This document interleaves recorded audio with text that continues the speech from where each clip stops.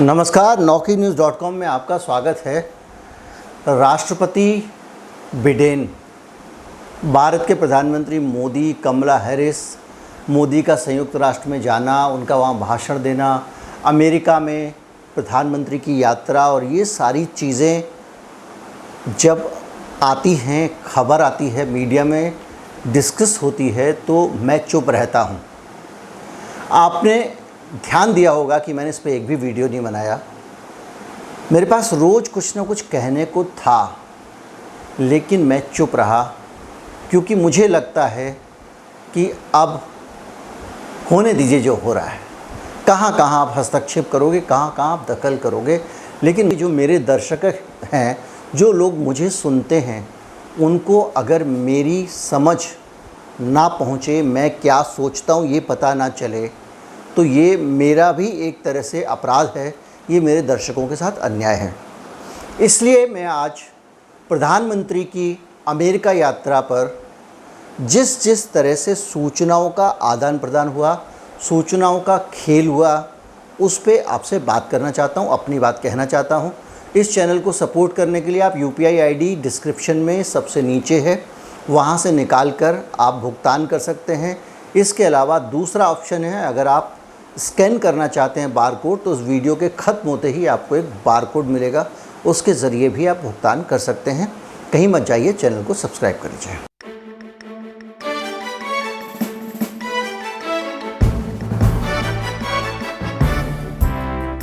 सबसे पहले शुरुआत करते हैं अंजना ओम कश्यप से। मैंने आपको पहले भी कहा कि आप लोगों को खांचे में मत डालिए।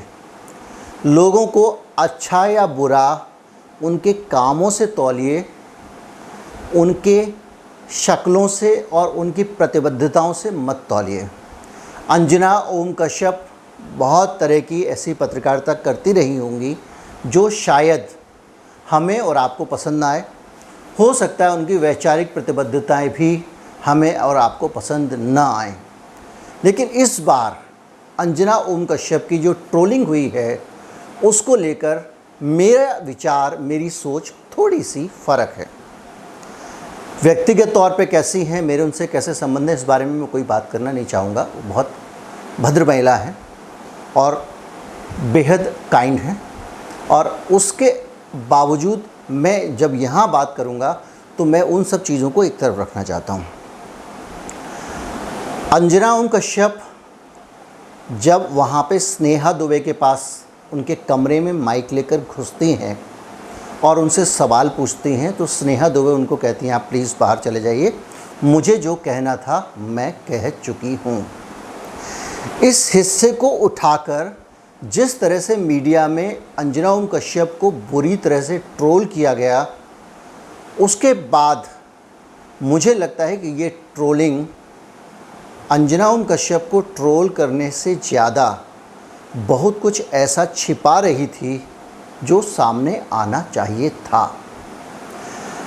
क्या अंजना ओम कश्यप वो दुनिया की पहली पत्रकार हैं जो किसी के पास बाइट लेने के लिए ऐसे ही घुस गईं? क्या इससे पहले किसी और पत्रकार ने इससे ज़्यादा कोशिशें और मेहनत नहीं की है?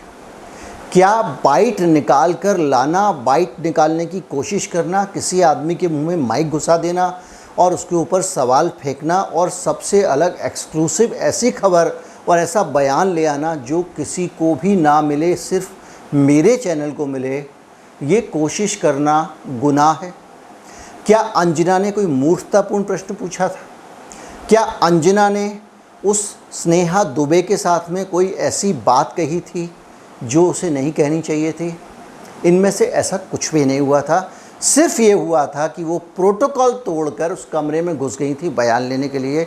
और मेरा मानना ये है कि जो प्रोटोकॉल नहीं तोड़ सकता, जो हदें तोड़कर नहीं घुस सकता, जो कानून की सीमाओं में एक बेहद अनुशासित आदमी की तरह काम करना चाहता है, वो पत्रकारिता नहीं कर सकता।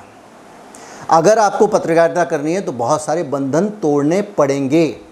पत्रकार व्यवस्था के खिलाफ काम करता है, वो व्यवस्था का अंग नहीं होता, व्यवस्था का पोषक नहीं होता, व्यवस्था का आलोचक होता है, व्यवस्था का आराधक नहीं होता।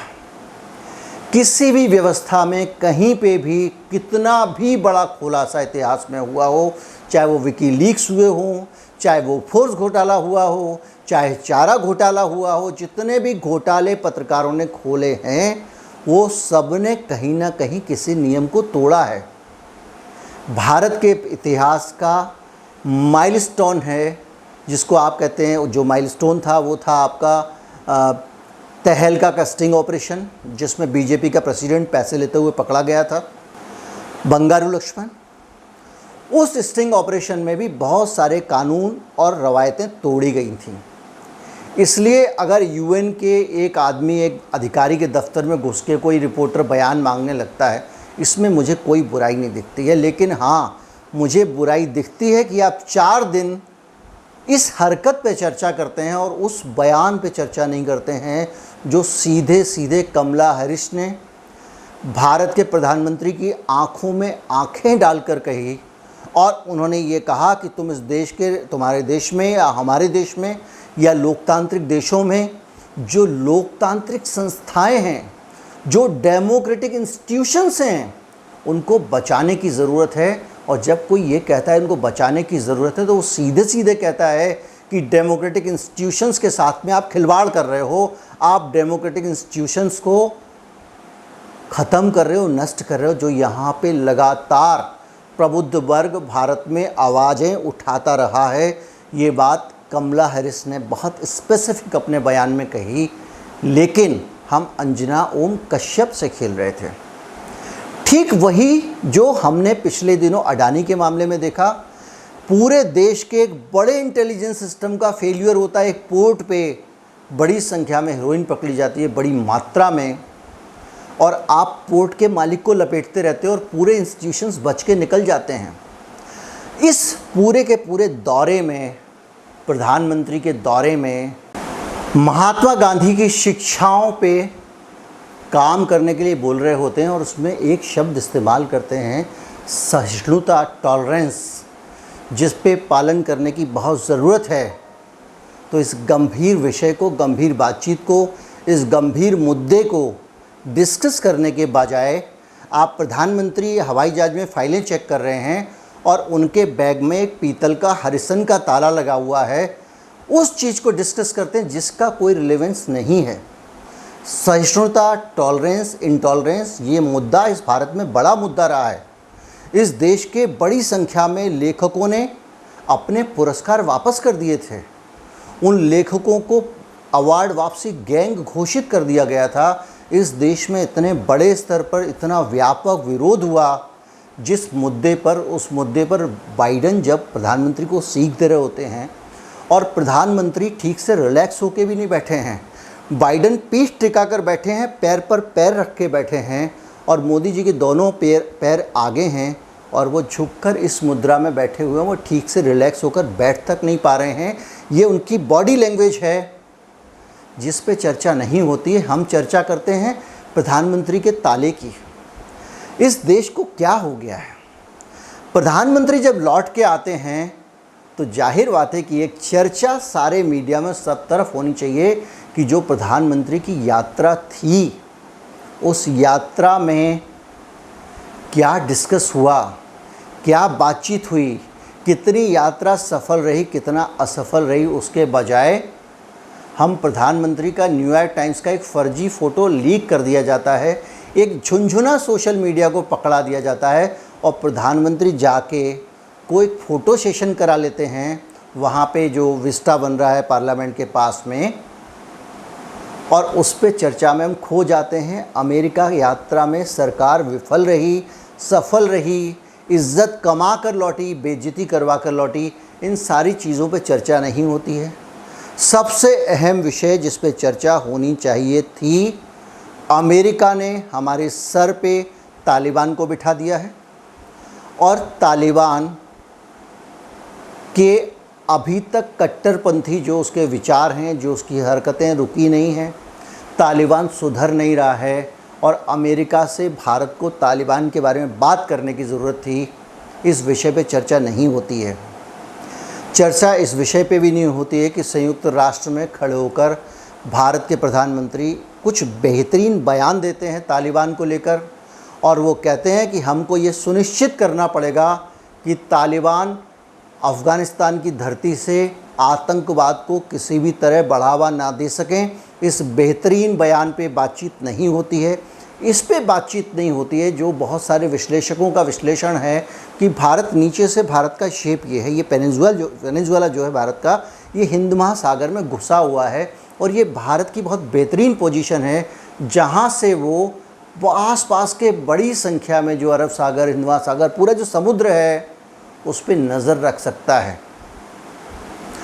और वो जो जगह है वो है अंडमान निकोबार द्वीप समूह। वहाँ पर अमेरिका अपना सैनिक अड्डा बनाना चाहता है। अमेरिका के विदेश मंत्री इस बारे में बयान दे चुके हैं। जो गुप्त बातचीत प्रधानमंत्री की हुई, उस गुप्त बातचीत में कहीं प्रधानमंत्री भारत की धरती पे अमेरिकी सैनिक अड्डा बनाने का वादा तो नहीं कराए हैं। इस मामले पे विश्लेषण करने के बजाय आप उनकी ओवर एक्टिंग वाली फ़ोटो पे हंसते हो, उसको शेयर करते हो, और पूरा विरोध उसमें उलझ जाता है। हिंदुस्तान का जो सोशल मीडिया सेल है वो बहुत चतुराई से भारत के जो आलोचक हैं उनको डाइवर्ट कर सकता है, और इसलिए कर सकता है कि हमारे देश के आलोचक अंध आलोचक हैं। वो विषयों पे आलोचना करने के बजाय, विषयों पे निंदा करने के बजाय, वो प्रधानमंत्री की निंदा करने में उनको ज़्यादा रुचि आने लगती है। भारत को प्रधानमंत्री किस तरह से कमज़ोर कर लौटे हैं या मजबूत बनाकर लौटे हैं, इस पे चर्चा करने के बजाय वो न्यूयॉर्क टाइम्स में प्रधानमंत्री का एक फ़ेक फ़ोटो आ जाता है, फ़ेक फ़ोटो बना के सर्कुलेट किया जाता है ताकि उसमें ये सारे लोग उलझे रहें और ये उसमें उलझ जाते हैं। अंजना ओम कश्यप का वीडियो आपके सामने फेंक दिया जाता है, आप उसमें उलझ जाते हैं। क्या अंजना ओम कश्यप ने पहली बार ऐसा किया है? क्या अर्नब गोस्वामी की पूरी पत्रकारिता ये नहीं है? क्या वो आदमी के घर में घुस के चार्ज बयान लेकर उनका रिपोर्टर नहीं जाता है और मुंह में माइक घुसेड़ के कहता है कि आप चोर हैं, आप चोर हैं, आप चोर हैं, जवाब दीजिए, आप चोर हैं, और उसको बोलने का मौका नहीं देता। 25 बार वहीं पे चिल्ला के उसको बोलता है आप चोर हैं, आप चोर हैं, बयान दीजिए, आप चोर हैं, चुप क्यों हैं, आप चोर हैं, उसको मुँह ही खोलने का मौका नहीं देता और वापस आ जाता है। ये 50 बार नहीं हुआ है। लेकिन हम क्या करते हैं, जो असली मसले हैं उसमें गायब हो जाते हैं। हमको ये जानना चाहिए कि अमेरिका में क्या हुआ, हमको जानना चाहिए कि यूएन में इमरान खान ने क्या कहा और भारत ने उसका कैसे जवाब दिया, और फिर पाकिस्तान ने जो अपने अधिकार का, राइट टू रिप्लाई का इस्तेमाल करते हुए किस तरह से झूठ बोले, कौन कौन सी बातें वहाँ कही जा रही हैं। क्या दुनिया के सारे देश जो जाके यूएन में बोलते हैं झूठ के अलावा कुछ बोलते ही नहीं हैं। इन सारी की सारी चीज़ों पे बात होनी चाहिए। हमको क्या चाहिए? हमको भारत के नागरिक होने के नाते जो चाहिए वो ये है कि हम अंपायर हैं, हम एग्ज़ामिनर हैं। हमको सवालों के जवाब दीजिए ताकि हम उस पर आपको मार्किंग दे सकें। हम इसी में रह जाते हैं कि ये बच्चा अच्छा लगता है, ये बच्चा ख़राब लगता है, इसको नंबर दे दो, इसको पास कर दो, इसको फेल कर दो। हमको ये देखना चाहिए किसने अच्छा खेल खेला, उसको विजेता घोषित करना चाहिए। उसकी जगह हम देखते हैं ये हमारा फेवरेट खिलाड़ी है, हम इसके फ़ैन हैं, तो हम अंपायर की जगह चीयर लीडर बन जाते हैं। और यही सबसे बड़ी गलती है। इसी वजह से इस देश में एक अच्छा नेतृत्व नहीं निकल पा रहा है। इस देश में राजनीति, मीडिया, विमर्श सही डायरेक्शन में नहीं जा रहे हैं, और हम सब लोग ये आलतू फालतू के पेरीफेरल मसलों में घुसे रहते हैं। प्रधानमंत्री ने क्या पहना, प्रधानमंत्री ने कौन सा फ़ोटो खिंचाया, प्रधानमंत्री हवाई जहाज़ में फ़ाइलें निपटा रहे थे, वो भी जानबूझ के लाल बहादुर शास्त्री की फ़ोटोकॉपी वाला एक फ़ोटो डाल देते हैं ताकि उस पर विवाद हो। एक फ़ोटो सेशन करा लेते विमान में ताकि विवाद हो।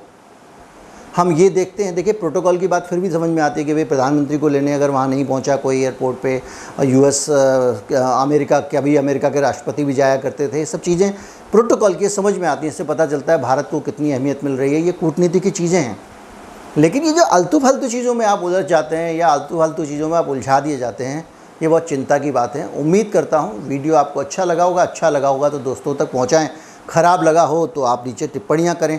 ऐसी टिप्पणियाँ ना करें जैसे पिछले दिनों हमारे एक मित्र ने कहा, मित्र ही हैं, ट्रोल भी मित्र हैं, कमेंट में लिखा